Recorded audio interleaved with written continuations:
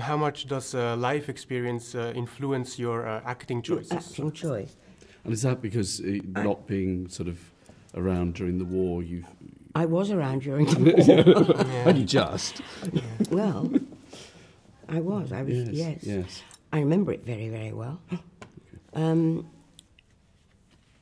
I think I just found this story very, very interesting, and people might, as David says, people might look on it as a thriller, and in actual fact, it's not quite that. It's not quite. It perhaps sets out to be, but that's not what it is in the end, I think. I think it is a question, as also David has said, of moral judgment and making up one's mind about which side one is going to come down on. I know that with, so I was very aware, obviously, of my parents' generation and what the threat of nuclear war meant to them.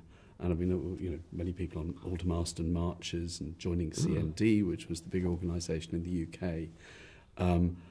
And I think that those sort of choices were seen as very, very serious, politically serious to my parents' generation. So I was very interested in that subject for this film. Yeah. I once remember going and sitting at a CND march in Trafalgar Square with Vanessa Redgrave, who was a great friend of mine, and she got arrested. And then she, as she was being put in the car to be taken away, she said, "I'm sorry, I can't go. I've got a matinee today." Oh. And they were very, very nice about it. They let her out. They let her out. You'll have to remember that next time you get arrested. Lovely. So what I thought, there are many war movies put the audience in the middle of the battlefield. And what I like about this one is that you actually get to see what happens behind closed doors, because these are kind of battlefields as well, like they battle with this and this.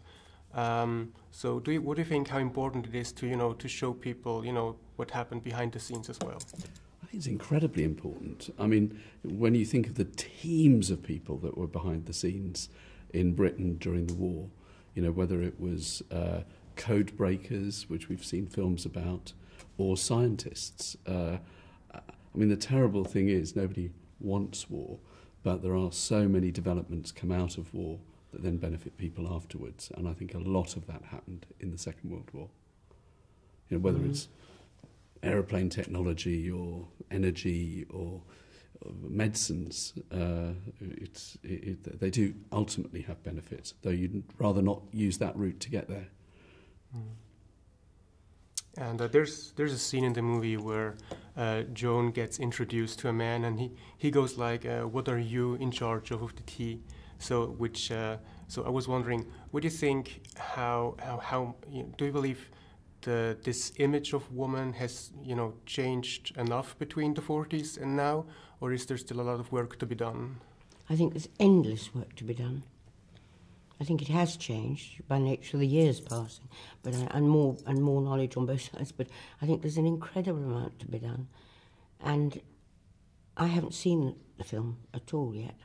But I sympathise so much in the decision that my character comes to.